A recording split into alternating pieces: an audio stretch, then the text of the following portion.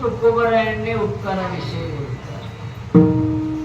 जन्माला आल्याच्या नंतर माणसाने उपकार करावं आणि ज्यांनी उपकारच करत नाही त्यांनी जगूच नाही असं पुराणानं सांगितलेलं आहे. ज्यांच्या जीवनामध्ये कोणताच उपकार करत नाही ते माणसं मेले तर बरं, राहिलं तर मी मरा असं सांगितलेलं आहे बरं का. काही ना काही उपकार करत जावं माणसाने बघा. आणि ज्यांनी उपकार करतात त्यांना कधी विसरायचं नाही. उपकार करणारे बरेच लोक आहेत, पण पुराणामध्ये तिघांचं नाव पुढे आलेलं आहे. आई वडील संतांनी भगवंत. आई वडिलांनी उपकार केले, साधू संतांनी उपकार केले आणि देवाने उपकार केले. हे उपकाराची यादी आहे पुराणामध्ये. वरच्या लाईनीला या तिघांचं नाव पुढे आलेलं आहे. आई वडिलांना उपकार केलेला आहे. आई वडिलांना काय उपकार केलेलं आहे? आपल्याला जन्म दिलेला आहे आई वडिलांना, म्हणून आई वडिलांचं हे मोठं आपल्यावर उपकार आहे.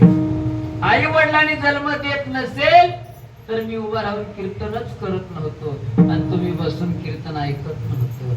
आई वडिलांनी जन्म दिलेला आहे म्हणून आपण हे जग बघायला लागलो. आई वडिलांना जन्म दिलेला आहे म्हणून आपल्याला परमार्थ करता येते. आई वडिलांनी जन्म दिलेला आहे म्हणून आपल्याला संसार करता येते. बघा, एकानं म्हणलं आई वडिलाचा उपकार जर फेडायचा असेल तर काय करावं लागते? बघा, आई वडिलाचा उपकार फेडावा असं वाटत असेल तुम्हाला तर असं पुराणात सांगितलेलं आहे. आपल्या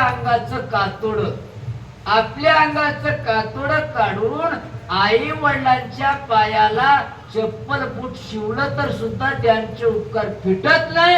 एवढे आई वडिलांचे उपकार असतात. तर काय फेडू शकतात? बघा, रक्ताचं दूध करून आईनं आपल्याला पाजवते आणि आपल्याला मोठं करते.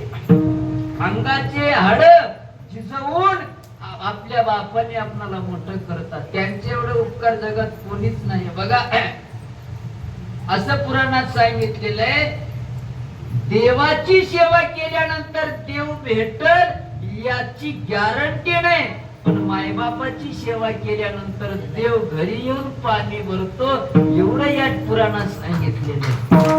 माझ्या म्हणतं नाही. बघा, पंढरपूरचा पांडुरंग वैकुंठाहून आला. कोणासाठी आला?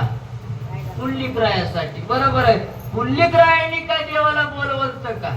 नाही. मायबापाची सेवा चालू आहे. मायबापाची सेवा करत असताना त्या सेवेचं पुण्य देवाच्या डोक्यावर जड झालं. वैकुंठाहून परत आलं. हे पुंडलिका, अरे मी आलो, माझ्याकडे बघ. सांगितलं, कोण तुम्ही? अरे मी देव आहे, देव.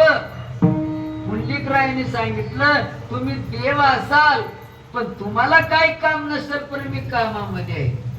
अरे असं कोणतं काम करतोस? मायबापाची सेवा करतो आणि मायबापाची सेवा सोडून मी तुझ्याकडे येत नाही. अरे माझ्यासाठी 60,000 वर्ष तप करतात येड्या, त्यांच्या स्वप्नात मी जात नाही रे. पण तुला भेटायला आलो का? तू मायबापाची सेवा केल्यामुळे मी भेटायला आलो.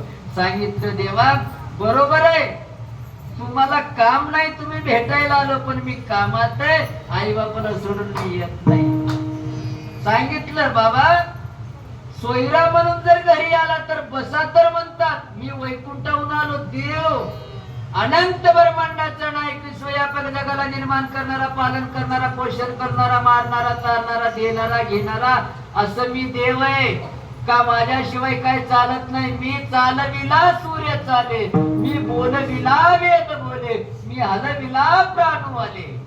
बघा, एवढंच नाही, माझ्याशिवाय काही चालत नाही, एवढा मोठा मी देव आहे.